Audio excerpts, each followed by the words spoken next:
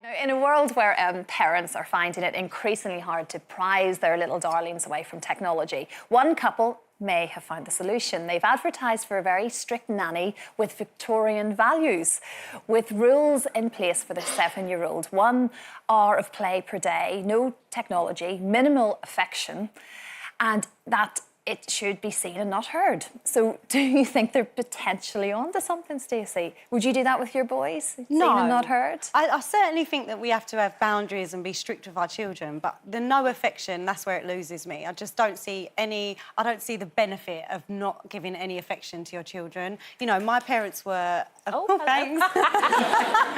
My parents were really strict and there were serious boundaries, sometimes too many. Yeah. But I always knew that they loved me implicitly and they showed me loads of affection, and I do think that that has made me the way that I am now. But don't you think there's a trend now where people talk to their children as if they're fully formed adults, even though they're barely out of nappies? I mean, go around any supermarket and you see them discussing what food the kid might like or not like and have a tantrum, let's have a chat about it in the middle of toilet roll section or whatever. Block the aisles while we have a chat about why, you know, you don't want to be here. I think that although this couple, some of their demands are a bit go too far, you can see where they're coming from.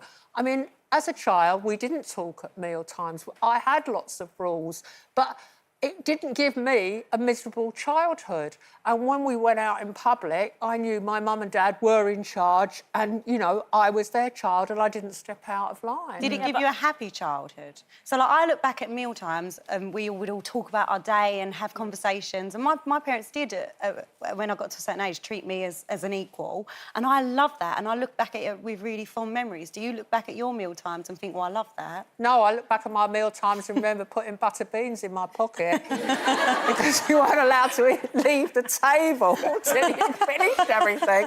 And as anyone watching knows, so you develop this, who's been in that situation, you develop that really early conjuring trick of a butter bean goes up your sleeve and up into your thing.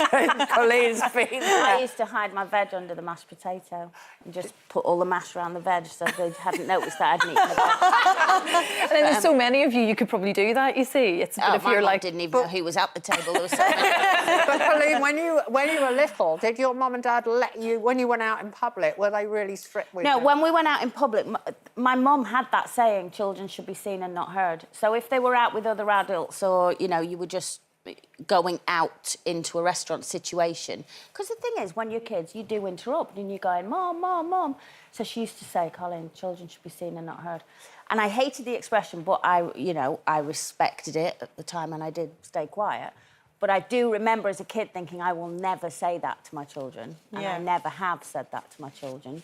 And they've still managed to be respectful when we go out without me telling them they don't have a voice. The main thing I don't agree with what you've just read out is the limited affection, really. Because I think that, although they're saying he'll grow up to be a really respectful, intelligent man, he'll grow up very devoid of knowing how to show or accept any form of affection, which will make it difficult, I think, for him to have any kind of relationship with anybody. And even just knowing that your parents love you.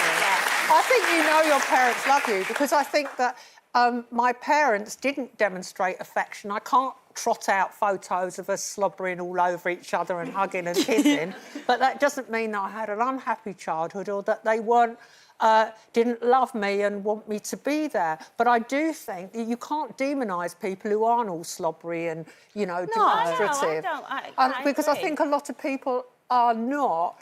And I also don't see anything wrong whatsoever in having loads and loads of rules. And you can't tell me that this child won't grow up unhappy. I don't think it will grow up. I think you can have too many rules. I definitely think that the reason that I rebelled the most against my parents was because there were so many rules. There was no freedom. But look, it's done you good. It has, but it didn't for a period of time in my life. I was an awful teenager and I made really bad choices. But I don't think I would have been had I would have skipped that part had I had a tiny bit more freedom. I'm not saying let them walk all over my parents, but just that tiny bit of sort of trusting me and treating me like an adult rather than me having to prove that I was old enough and I could do it on my own. Yeah.